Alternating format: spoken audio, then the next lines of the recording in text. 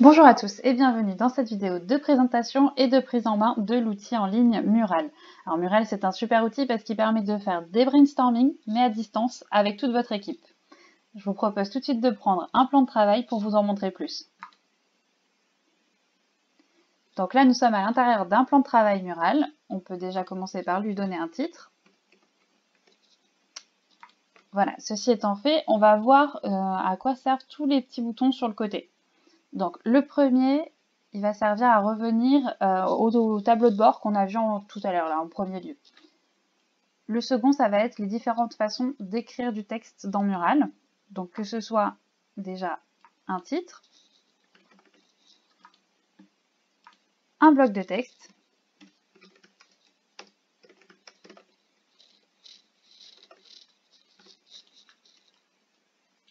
voilà. On peut également noter un commentaire sur un texte déjà écrit. Ça, c'est très pratique quand on est à plusieurs pour donner son avis sur ce qu'a écrit une autre personne. Ensuite, il y a trois types de post-it différents qu'on peut utiliser. Les post-it carrés, les post-it rectangulaires et les post-it circulaires. Donc c'est très simple de déplacer le post-it comme on veut, il suffit de le prendre et de le mettre là où on a envie. On peut écrire ce qu'on veut à l'intérieur. Et une petite astuce en plus, on peut double-cliquer n'importe où sur le plan de travail, ça fait apparaître un post-it. Voilà, donc la dernière forme qu'on a sélectionnée, c'est celle qui va apparaître au double clic. Là, comme en dernier lieu, j'avais sélectionné un cercle, c'est un cercle qui est apparu. On peut aussi insérer des flèches ou des lignes ou encore des formes. Avec la petite étoile, on va pouvoir intégrer également des pictos. Donc il y en a pas mal. Vous allez sûrement trouver votre bonheur dans tout ça.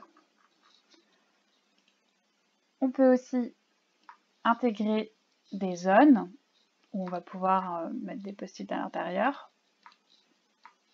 Ça peut être sous forme de grille par exemple. Ça c'est selon les besoins de l'exercice ou du brainstorming. Et il y a aussi un large choix de templates que je vous laisserai découvrir. On va pouvoir également insérer des images, donc soit en recherchant directement avec le mot-clé. Voilà. Bien sûr, on a choisi une image qui ne s'affiche pas, donc on va prendre une autre. Voilà. Ou en important des images depuis l'ordinateur. Voilà, par exemple, on va enlever ça, c'est un peu grand. Voilà. On peut également importer,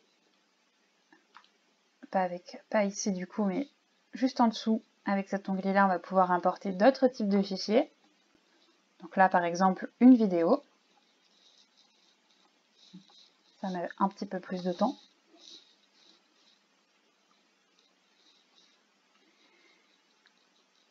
Et enfin, avec le stylo, on va pouvoir dessiner un peu ce qu'on veut, avec différentes tailles ou une couleur différente.